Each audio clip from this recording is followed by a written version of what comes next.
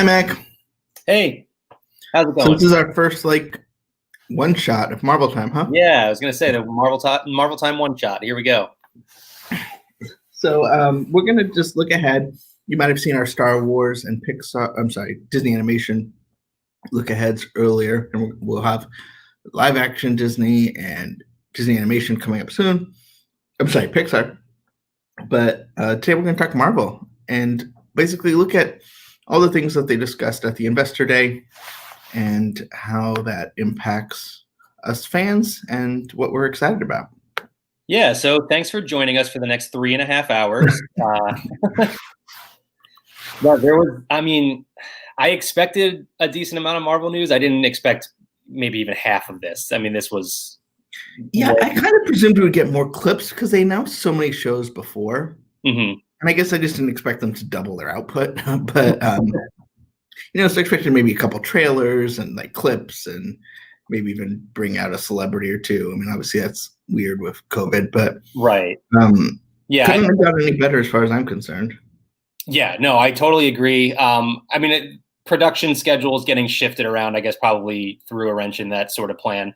I did expect to, hear from some of those actors who were cast in these roles, but was also kind of confused as to how they were going to go about doing that. So, I really liked what we got. Obviously, I mean, so much exciting new content coming up in the MCU.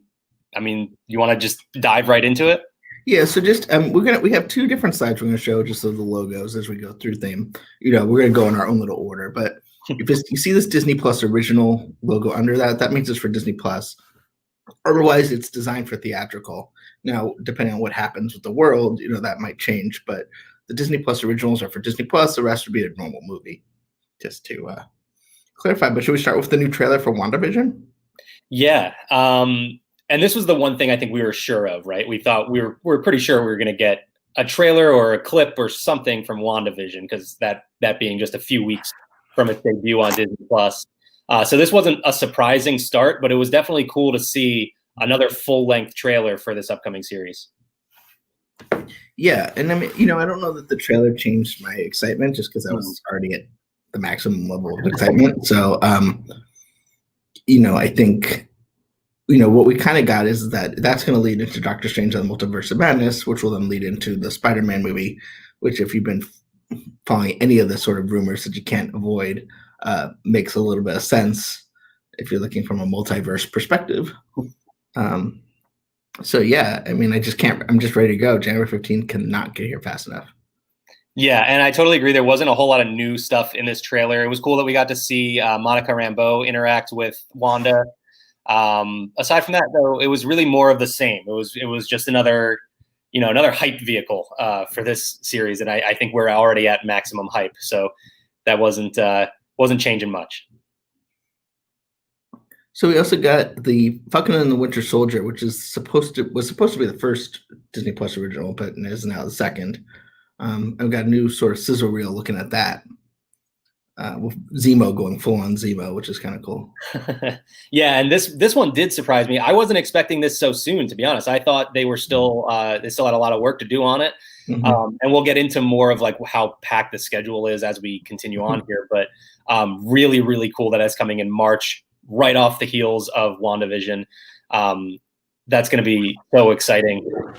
This trailer got me excited. I don't think we learned a whole lot about what this series is really about, or anything new, really, from this trailer. But the action looks amazing. I've always been a big fan of Winter Soldier fight scenes, and it looks like we're going to get quite a lot of that in this series. Yeah. So this looks like a lot of fun. We did kind of get what looks to be like Flag Smasher, or a Flag Smasher, in this series. So that's interesting. Curious to know who the big bad is. Is Zemo pulling the strings? Is he just sort of an ancillary character? I want to know more. Yeah, I want to know more, and I also don't want to know more yet. I feel like it's a perfect amount of tease. There's so much to look forward to that. If you looked at the Loki trailer, or whatever that would be called, there's so many questions, right? Oh yeah. Yeah. So I mean, I guess Loki is our next the next one up. And I think I know less about the series after seeing that trailer than I did before. This, so what we knew about Loki is that it's following that alternate timeline Loki from Avengers Endgame, where he gets the Tesseract and disappears. The Tesseract is the space stone, right? So he's just moving through space. Now we find out that time travel is going to play a huge role in this series. So that just adds a whole new layer. I mean, I don't want to guess too much, but we also got an announcement of a certain time traveling villain that's going to be playing a role, and I have a feeling he's tying into Loki as well. Yeah, it'll be interesting to see. I mean, with the TVA acronym, if you're really deep in the weeds of Marvel, that's there's so much to be excited for. I mean, Marvel debuted basically 4 series for 2021, and they actually showed looks at them, and there's not one that I'm like, oh, whatever. Like, I'm excited for all of them. I mean, and they're all different. WandaVision has that unique sort of television vibe to it, right? Falcon and Winter Soldier seems sort of classic Marvel smash 'em. Yep. Maybe, and Loki just seems, crazy like it's supposed to be. So yeah, this wild crime thriller with the hilarious Loki at the center of it. I mean, just the vote Loki button. Also, one thing I liked about that trailer, Owen Wilson really impressed me. I actually the first time through, I didn't even realize that was him. Now that I watch it, I'm like, okay, I don't know how I didn't realize that was Owen Wilson, but this is a very different role for him, and I'm kind of interested to see where it goes. Well, yeah, he's not playing a car. But yeah, when I first saw it, I was like, I know that guy, but why do I know that guy? Like, who is that guy? Like, and it wasn't until I was like, oh yeah, Owen Wilson. So yeah, I mean, mind blown. Yeah, and that's coming in May.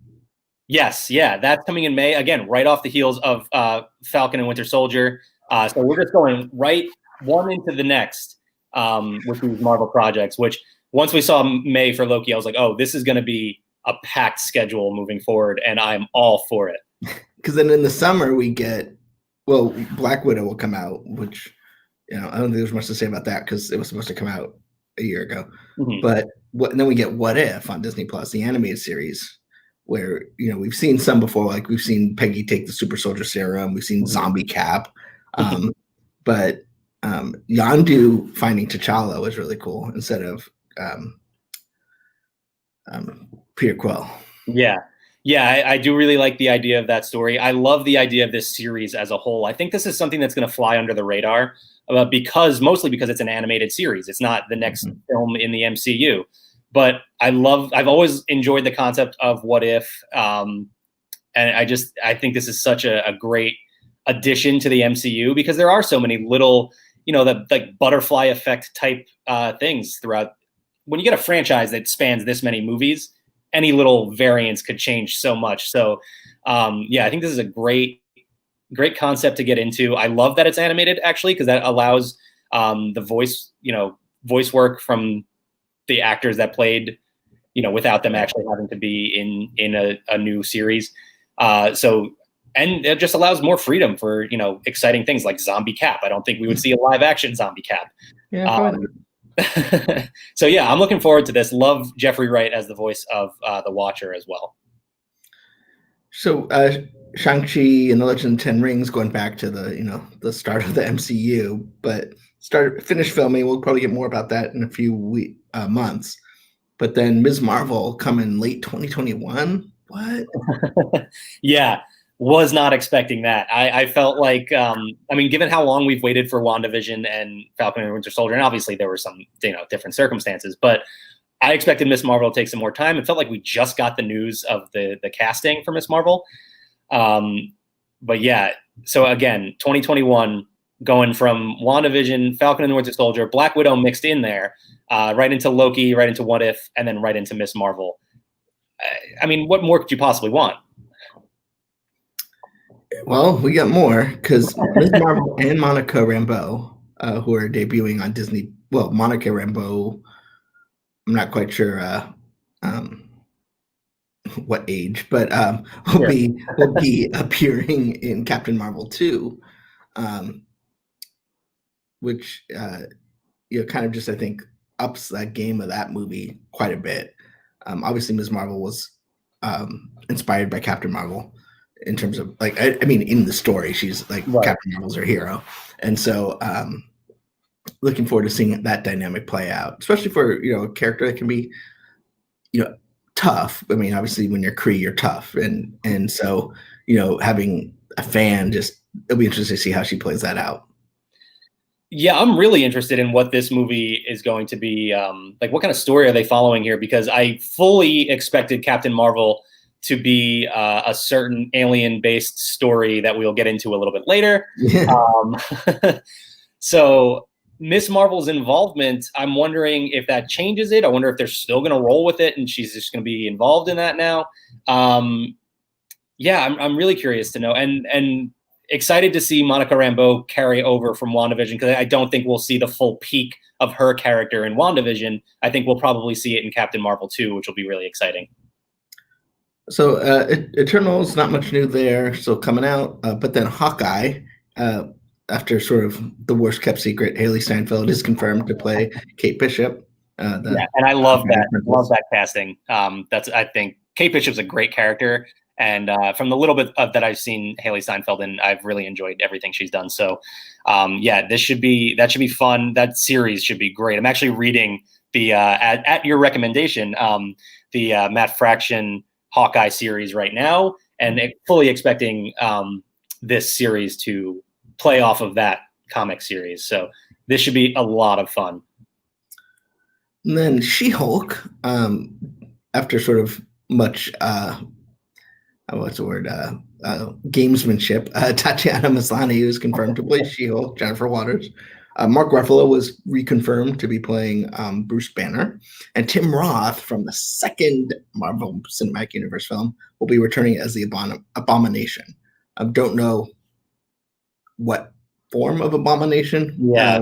And then Kevin Feige also teased that because Jennifer is a lawyer, that she will be representing superhero cases. So we should expect other people involved in our universe to become front and center. It's described as a little bit more of a comedy than some of these other shows are. So looking forward to seeing what that turns out to be.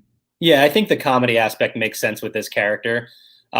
This should be a fun one too. I mean, I'm just saying that for every one of these at this point, because let's be honest, I'm excited for every single bit of content we're going to get. But her being involved, her being a lawyer representing superheroes, you never know what you're going to get.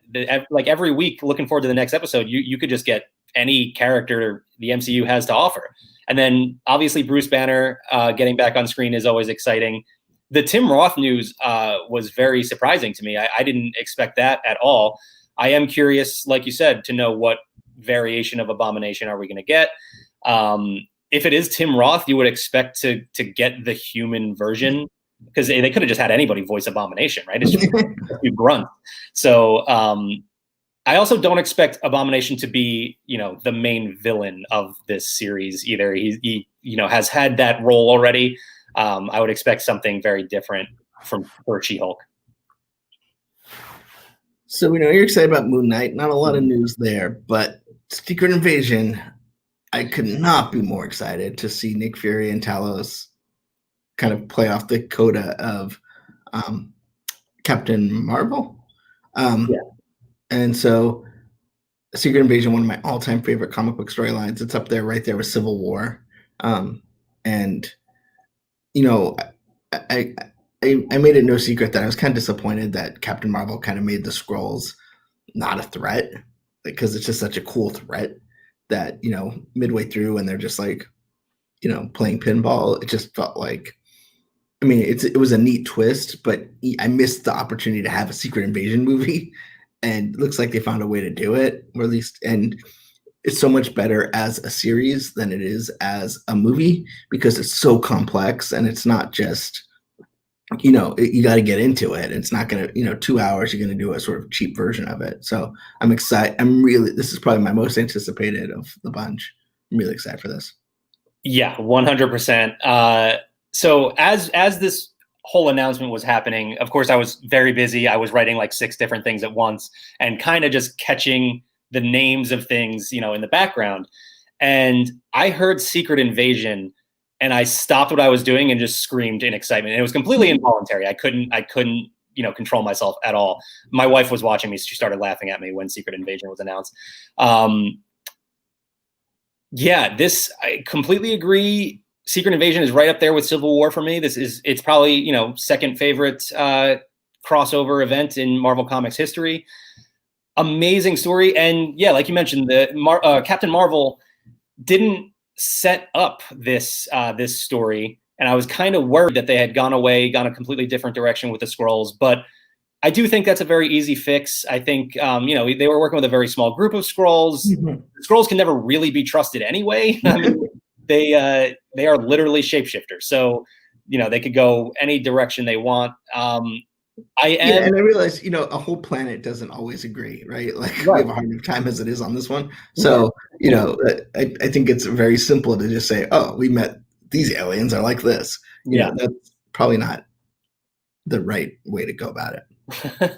I'm very curious how they go about this story, because this is announced as a series involving Nick Fury and Talos from the Skrulls. So Secret Invasion is a much, much bigger story than that. It includes every superhero you could imagine. I'm curious to know what the scale of this is going to be, how much this is going to bleed over into other stories. Does this end in a series? Does this culminate in another movie that we haven't had announced yet? I'm very interested to see how this plays out. And it seems like Marvel's really leaning into their MCU concept. At first they sort of tipped their toes in, like tags, and then the Avengers was the big, and then they separated again. Seems like there's a lot more interconnectedness, and and I think that's, to me, it makes sense, because you're never going to have the sort of epicness of Endgame again, right? In terms of that scale. So by making the stories bigger, when the character roster might not be as big, it seems to make sense to me. I would just say, don't be surprised if we hear some other characters being involved in this series as we get closer to it. Right. And probably, and I'm hopefully some of them we won't even know till it airs. I mean, that would just be better, right? Hopefully that's the case. That doesn't seem to be how things work these days, but hey, I always go back to Baby Yoda. That's true.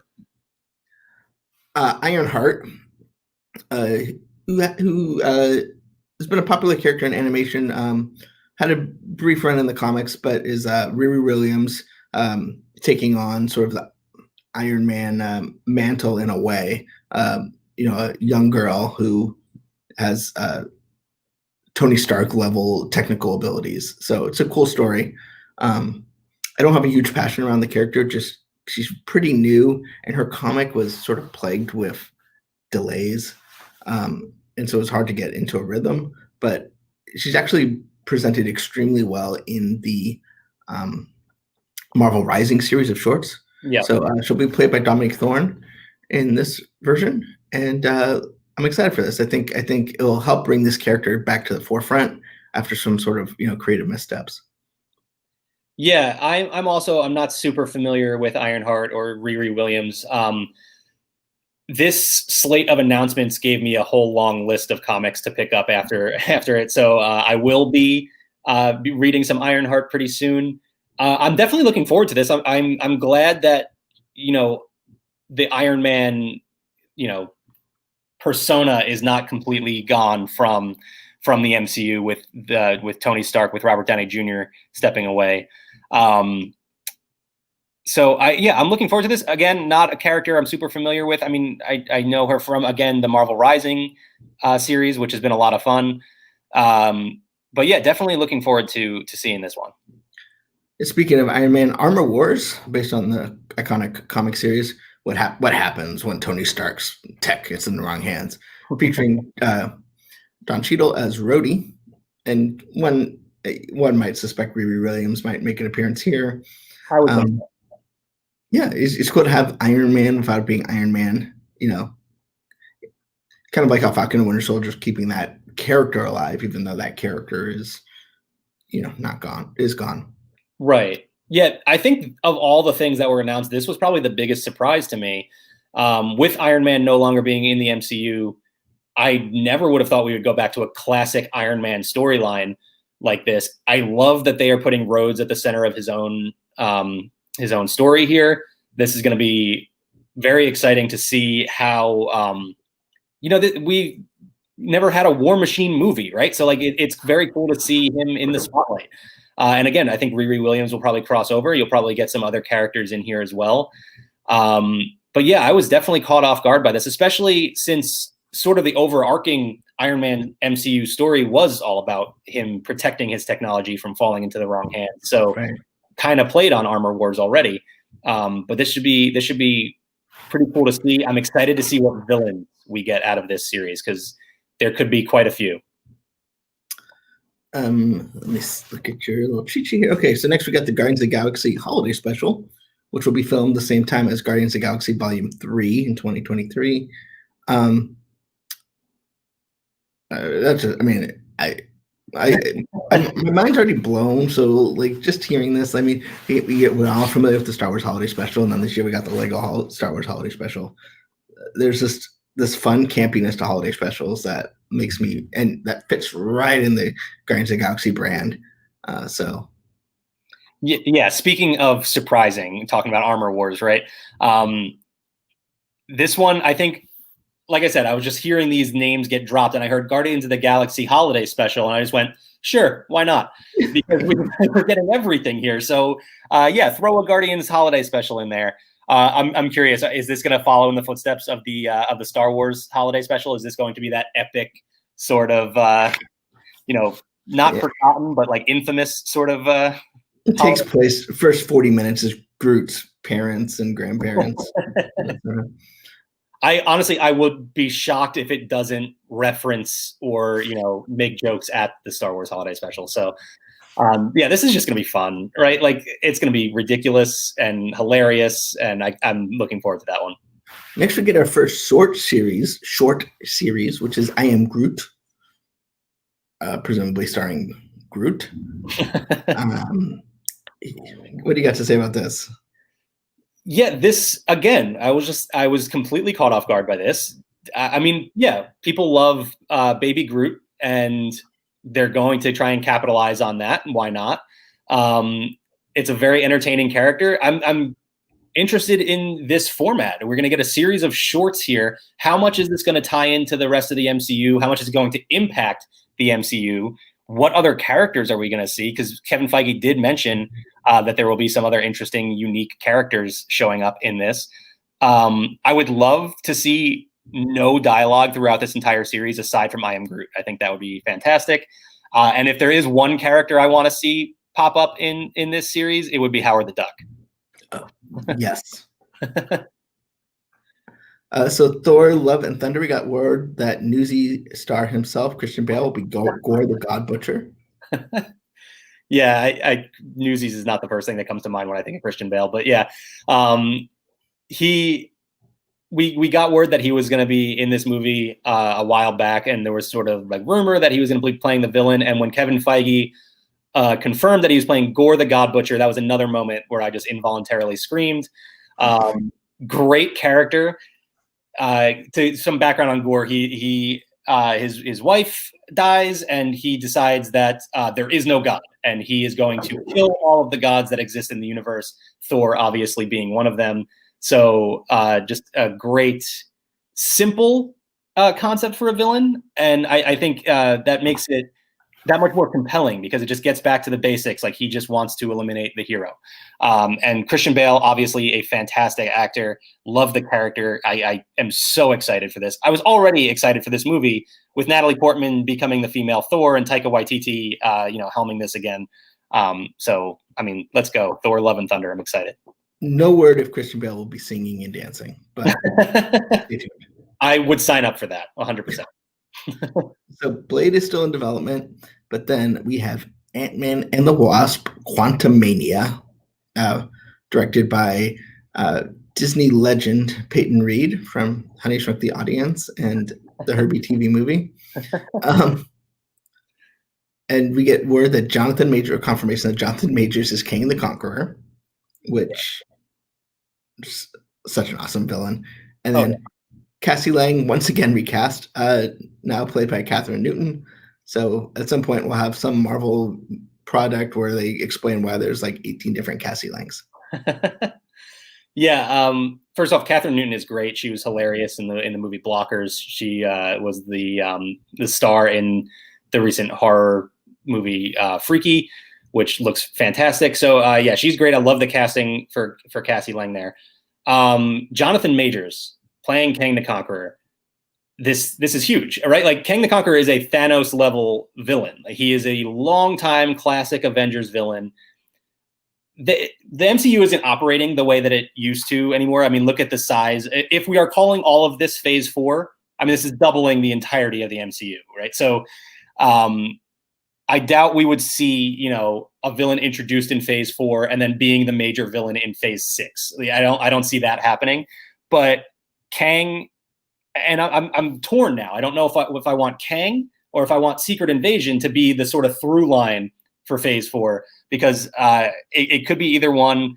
I would be thrilled to see either one. So, and I don't even know if we know this is Phase 4. We might be creeping into Phase 5 here. So yeah, and that's the thing. They haven't really given us a title as far as like what's dividing everything. So who knows? Who knows if they're even calling things in phases anymore? But I was just going to take that perfect segue. Speaking of 4, John Watts, who's done the Spider-Man movies for Marvel, the MCU, will be directing the first MCU Fantastic Four movie, because 4th time's the charm.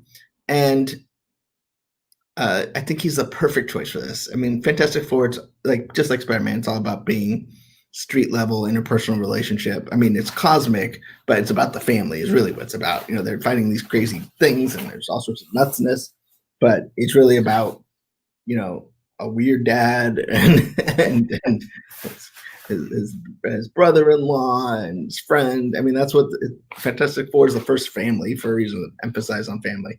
So I'm super excited about this. It's about time. Yeah. I mean, we knew we were getting a Fantastic Four movie eventually, so the announcement doesn't shock us. John Watts being involved, I completely agree. Great selection for that movie. Is this the first director we have spanning 2 different Marvel? I guess technically Spider-Man is over in Sony, so it's a little bit different, but I think first director, right? Like taking over 2 different MCU franchises. Yeah, it's first I can think of. Yeah. So, I mean, that's pretty cool. And Spider-Man and Fantastic Four cross paths quite a bit too. So that should be a lot of fun to deal with too. Yeah, I'm so curious to know who's going to be cast in this movie. I mean, this is one where I'm like, all right, give me all the news. Give me everything you can give me on Fantastic Four, because I want to know. Yeah, that's going to be something to look forward to for quite a while. And just another note, he did briefly mention Black Panther 2. The release date delayed a couple months, but they're not going to recast T'Challa after the untimely passing of Chadwick Boseman, but they are going to delve more into the world of Wakanda. What that means, I think we can give it a little time to figure that out. But, it's glad to see that franchise will find a way to honor Mr. Boseman and move forward and tell great stories. Absolutely. I do, before we move on, I want to come back to Ant-Man and the Wasp real quick. Just 2 quick things. One, Jonathan Majors is fantastic. He's going to be a great Kang the Conqueror. And also, Kang, by the way, was the villain we were talking about that would tie into Loki, as far as, that trailer looks. Quantum Mania, I don't know how I feel about that title, and I kind of get the vibe that, that's one that I was expecting Kevin Feige to be like, you know what, let's change that one, just like he did with Serpent Society. And I thought Kang would somehow be involved in the title, or the concept of time travel or something. Quantum Mania feels like that seems like that would be the name of the ride over in Hong Kong. Disney. Right? Yeah, it does. But maybe there's a reason. I mean, we don't know that. I mean, this is a guy who's technically directed ride films, so we'll see. We'll see what happens. And Kevin Feige, I trust at this point. Once he does a bad thing, I'll worry about it. But We're not there yet. So yeah. What else? Anything else? Yeah, one other little piece of casting news that we kind of skipped over. I don't even remember where Doctor Strange 2 fits into the schedule at this point. But Xochitl Gomez will be playing America Chavez, who is another fantastic character who has become very popular through the Marvel Rising series as well. And she's a young Avenger, which it seems like they are clearly moving towards building a young Avengers team here. You've got Riri Williams, you've got another new Cassie Lang. So yeah, it looks like we'll be seeing young Avengers in the future. I cannot wait 1 month to go until WandaVision and the fun starts. And doesn't let up, right? Like it's seemingly like we said, we went through all of 2021. Miss Marvel closes it off for us, assuming nothing changes down the line. And then with all of this other content on the docket here, you got to imagine 2022 is going to be just as packed. So it looks like we're going to have Marvel content pretty much weekly for the rest of our lives. I'm glad I'm not the Marvel editorial director for Laughing Place.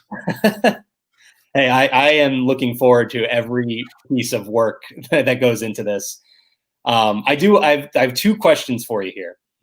What is the most non-obvious? So like we both are super excited for Secret Invasion. We're both super excited for Fantastic Four. Of the less obvious choices, what are you most looking forward to? It's a good question. I mean, there's so many choices. I don't know. I'm kind of looking forward to She-Hulk, just because it's gonna be different. Yeah, And, totally agree. I mean, not that. I mean, obviously, WandaVision definitely has a different vibe, but we haven't had a straight up comedy. Not that it's gonna be straight up anything, but right. And I think, I mean, and this is a BS answer, but I'm looking forward to just seeing how this all plays out. We all kind of wondered what MCU was going to look like after Endgame. We lost some iconic characters in that, but I think, I'm excited to find out what we don't know. We didn't know after Avengers that we were going to see Thanos turn his head, and there's going to be moments like that here too, and I can't wait to find them out. Yeah, totally agree. That those little pieces of news that we somehow sneak past that we don't get going into these. For me, it would be What If. I'm thrilled with the concept of that. And then, as I alluded to before, Christian Bale playing Gore the God Butcher. That is so exciting. And then my other question for you, were you surprised at anything that was left out that we didn't get announced during this? I'm trying to think. I mean, so I have a few. I guess that what they're doing with the X-Men is still unknown. But at the same time, this is just supposedly like 2 to 3 years. So, I think you don't want to blow all the bullets in your arsenal right away, and if they're going to do Fantastic Four, maybe get that right. And then the X-Men's is such a big universe in and of itself. So, obviously I don't think they're like, oh yeah, the X-Men, they're a thing. I forgot about that. Like there's a plan. Right. So, no, I mean, I wouldn't have expected Fantastic Four at this. Like, I mean, this was a lot more than I was expecting. So, I'm glad they're not just throwing everything. Like, sometimes you can do too much, and let these storylines breathe a little bit. Because if you're doing Secret Invasion, you don't just suddenly want to like introduce the X-Men in the middle of that. Like, there's a point where it's just too much. Yeah, totally agree. X-Men was at the top of my list, but I definitely agree that it should be held off a little bit. One character that's been kind of rumored and like fans have been asking for a long time has been Nova. And I definitely would have thought we would have seen Nova before, the Eternals, before Shang-Chi, before we get an Armor Wars series or anything like that. So I'm surprised at what we got in place of Nova, I guess is the best way. Yeah, and I wonder if Nova is just around the corner, because it seems like they are setting up the Young Avengers, and Nova at times has been a young character. And so, maybe he's, if they did Slide 3, we would have had him. Like, I wouldn't be surprised by that at all. And then my last one is just sort of the I was hoping we got confirmation of Oscar Isaac as Moon Knight, but that might not be completely officially done yet. But then my last point is, I guess, more sort of Disney's model as to how they want to do things. I was kind of expecting to hear that we would get premiere access on Disney Plus for Black Widow, and we didn't get an announcement of that. Yeah, and I think they're gonna wait to get a little closer. Like, Yeah. they seem to think the way they talked about Raya was, while theaters are impacted, we're gonna do this strategy. Mm-hmm. And so, we don't know in May is fairly pretty far off at this point. So I think they don't want to. It wouldn't surprise me if that date comes. Like, that's the date now, and if theaters are not open to a critical mass, then they might, pump that to sort of the Raya strategy. But I think it's still a ways away. Basically half a year away. Yeah, lots of variables to deal with still. So yeah, that was everything I had. Sounds good. Well, thanks so much, Mac, for walking us through all that. Oh, thank you. Anytime you want to spend, an hour talking about Marvel, I'm happy to do it. Also, I will have a sort of written, what we can look forward to, where we think the MCU will be going, coming up on laughingplace.com pretty soon. So keep an eye out for that. Looking forward to it. So, and we'll be back on Wednesday to talk comics and probably some other things. So, goodbye, everybody. Bye.